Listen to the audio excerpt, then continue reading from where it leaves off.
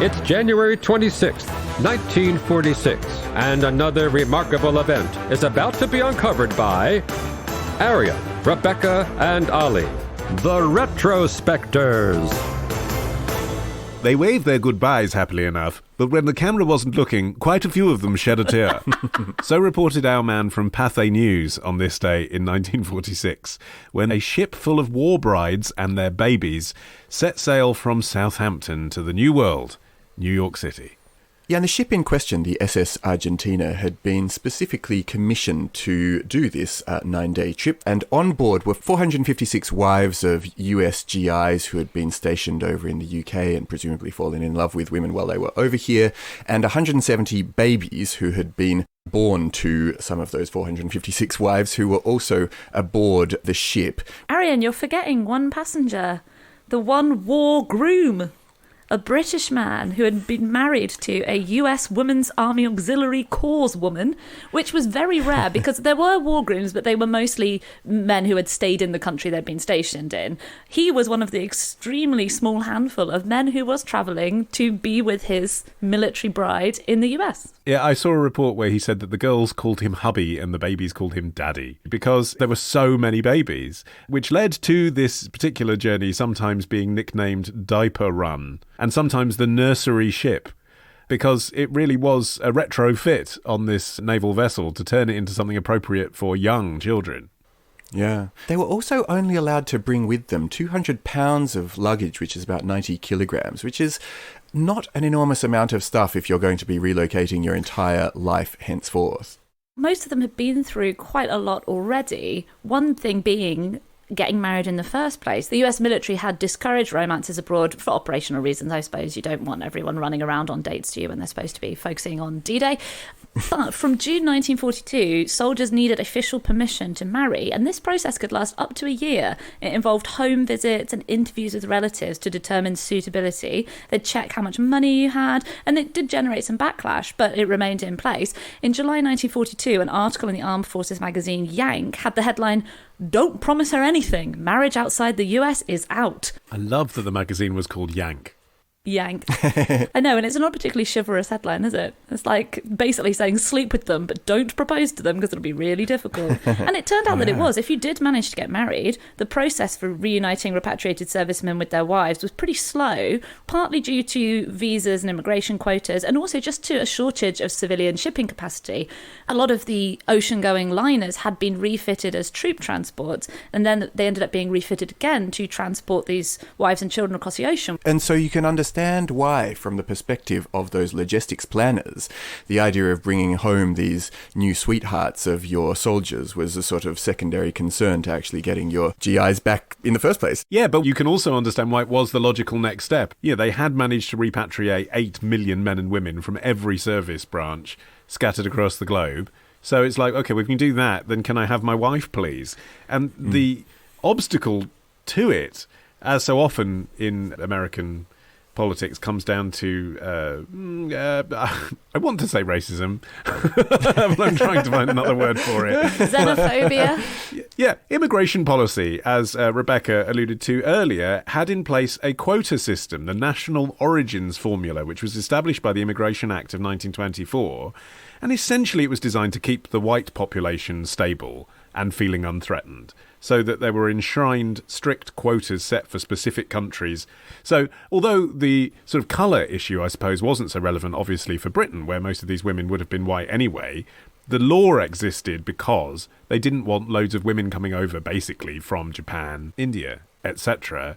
So they set this arbitrary thing of, well, in 1890, we surveyed 2% of the population. That was the racial profile then. That's what we should stick at.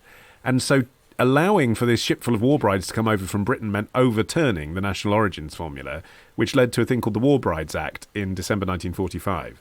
Yes, and it was designed to expedite the admission to the United States of alien spouses and alien minor children of citizen members of the United States Armed Forces. And in total, 70,000 women from all over Europe arrived in the United States over the following years, and 300,000 from around the world more broadly. And it really served to kind of start to change America's attitude to immigration at that time more broadly. Yeah, and I think the image we have in our heads is of a British woman going to the United States, but over 60,000 women went to Canada. Most of them were Scottish, where many Canadian troops are stationed, to the point that 1 in 30 modern-day Canadians can trace their heritage directly to a war bride. And there were smaller numbers who went to Australia, New Zealand, elsewhere. It was an amazing movement of people, especially for the time when it wasn't so common to immigrate, especially for women. Yeah, I mean, that slightly hysterical Pathé News report that I quoted at the top went on to finish by saying it was Britain's biggest exodus since the Pilgrim Fathers sailed 300 years ago, which I don't know if is actually true, but you could imagine almost could be true. It is a lot of people arriving.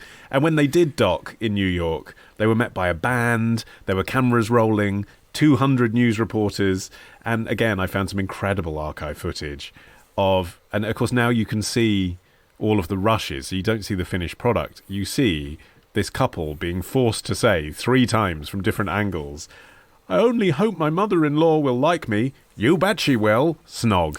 Repeatedly. Repeatedly. Do it again. "I only hope my mother-in-law will like me." "You bet she will."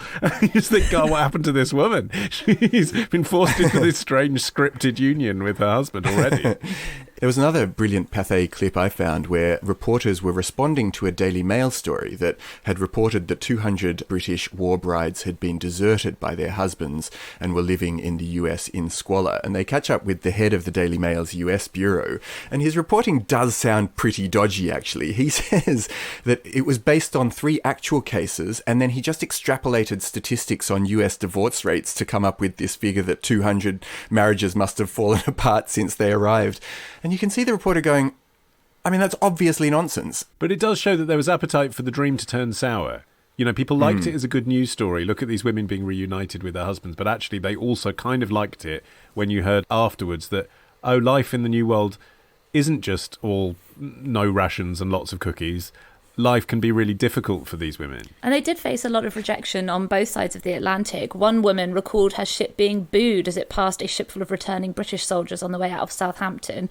And then there were women who, when they arrived in the United States, were met with a relatively frosty reception because their families were disappointed that their sons and brothers had chosen to marry a foreign woman. Although it has to be said, of course, that they had a much easier time adjusting and a much warmer reception than the 50,000 Filipino women and the about 50,000 Japanese women who also arrived in the post-war years. Yeah, what about the 14,175 Germans? There were German brides of American servicemen who entered the United States. That could not have been an easy ride, could it? But at least they were actually allowed to enter the US. It was a really different story in Australia during the White Australia years. And in 1948, in response to pressure from the thousands of Australian servicemen who were still waiting to be reunited with their Japanese wives, the Immigration Minister Arthur Cowell stated that it would be the grossest act of public indecency to permit any Japanese of either sex to pollute Australia. And it would be another 4 years, 1952, before Japanese war brides were allowed to join their families in Australia. Ugh, shameful. So overpaid, oversexed and over here was the phrase that was attributed to British men upon sizing up their American counterparts. But 60,000 women were wed by American servicemen. What was the appeal? It is astonishing when you consider that they were only there for a maximum of 3 years and preparing for a massive, massive invasion for much of that time. They got around. There was apparently a joke going on about the British women buying new American bras, one yank and they're off. But do you think it was just that for most of them, as much as any liaison could be seen as casual back in 1940, whatever, people did think it would be a hookup, and then it did lead to romance? It's so hard to say, isn't it? I guess it's the same as why does anyone fall for anyone? But, you know, Americans were, at the time, they were better fed. So they were probably a bit taller and a bit more muscular than the average, you know, working class British man in uniform.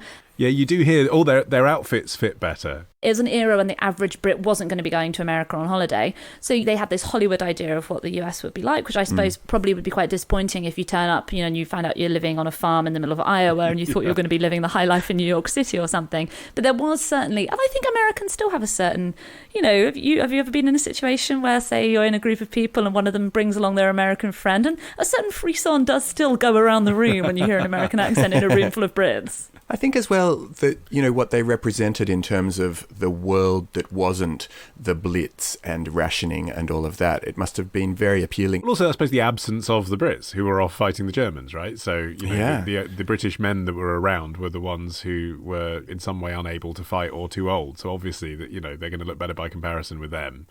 Yeah. And I suppose as well, the sort of saviour complex. These guys have turned up to save you. Knight in shining armour stuff, yeah. Guys, I think you're talking yourselves in love with GIs here. Come on, give me one. Tomorrow. Lenin lived, Lenin lives, and Lenin will live. Ditch the ads and get a Sunday episode when you join Club Retrospectors. Subscribe now on Apple Podcasts, part of the Acast Creator Network.